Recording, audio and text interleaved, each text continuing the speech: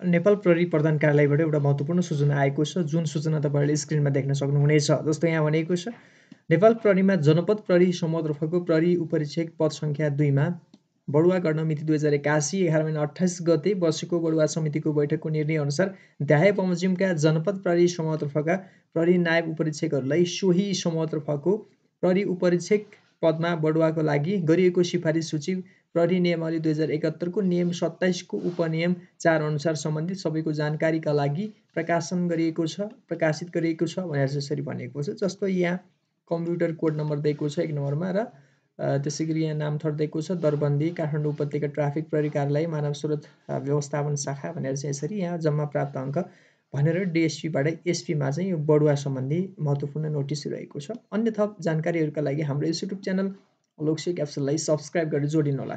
हस्त नमस्कार, जय नेपाल।